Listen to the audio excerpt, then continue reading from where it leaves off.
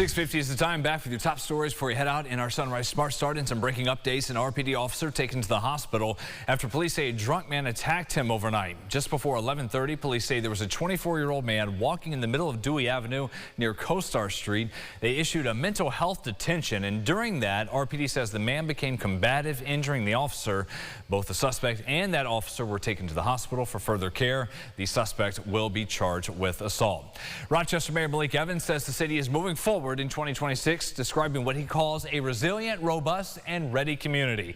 In his State of the City address last night, he highlighted the Rochester way, people working together to reduce violence related to guns, expanding affordable housing, as well as preparing for future challenges. He also spoke to an invite-only crowd at Innovation Square. The mayor pointed to progress during his first term, a drop in violent crime. He spotlighted community programs like Neighbors in Action, the Lifeguard Development Course, along with efforts to support young people, improving water and street infrastructure, and the number of new housing options. Since 2021, we've removed more than 9,000 lead service lines and will remove another 3,000 before the end of this year. Most notably, we recently completed a major overhaul of West Main Street from Bull's Head to the I-490 underpass, which was one of the city's top 10 most dangerous half-mile stretches for crashes and pedestrian injuries. We're also helping more residents invest in their personal futures and build generational wealth through affordable home ownership. He did note challenges do remain, including addressing public safety concerns, affordability, and uncertainty when it comes to federal funding. The state Supreme Court has given a family permission to proceed with a lawsuit against the city of Rochester after they were falsely notified a loved one had died. Shanice Cruz was reported missing back in 2021. About 3 years after that, police told her family she was found dead of a suspected overdose. The family was unable to identify her. Her body was badly decomposed, or the victim's was. We're told the Monroe County Medical Examiner's Office identified that body using dental records. The family was given the ashes and even held a memorial service. Months after that, they learned Cruz had actually been seen alive in Detroit. Their lawsuit seeks to hold the city, police department, county, and the Office of the ME accountable through compensation for funeral expenses as well as emotional distress. Happening today, we may get the verdict in the trial of a man from Henrietta accused of killing his family 3 years ago. 39-year-old Rajab Benahi faces 3 counts of murder and aggravated criminal contempt. Investigators say in January 2023, he stabbed his parents and sister at their home on Cathy Drive before calling police. The parents found dead at that scene. His sister died at the hospital.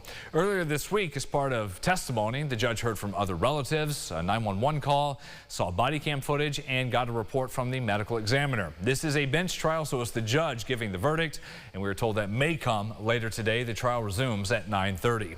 Monroe County Soil and Water Conservation Group has released its report on that landslide right behind 2 homes in Irondequoit.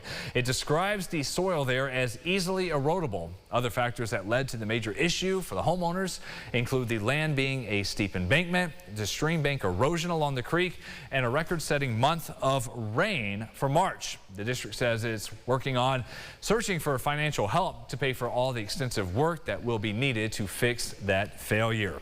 To a big win for music fans, a jury in New York ruled Ticketmaster's parent company Live Nation illegally operated as a monopoly and overcharged customers in more than 24 states. New York Attorney General Tish James calls the verdict a landmark victory.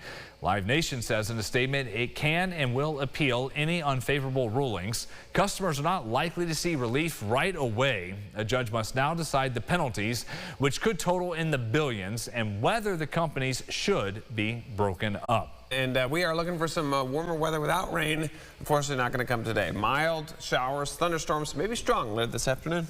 Podcast 9 o'clock is where you can find us weekday mornings, second cup of sunrise on the Rochester First streaming app. We'll see you back here in about 30 minutes with your local news and weather. CBS Morning starts top of the hour at 7.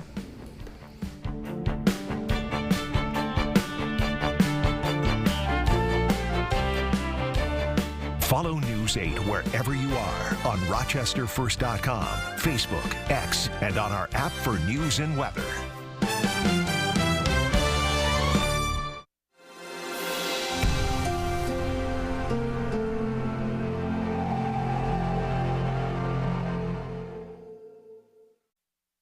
Get the Rochester First streaming app today for everything you love from News 8 On Demand, plus exclusive shows you won't see anywhere else. Search ROC and download for free on Roku, Amazon Fire, and Apple TV.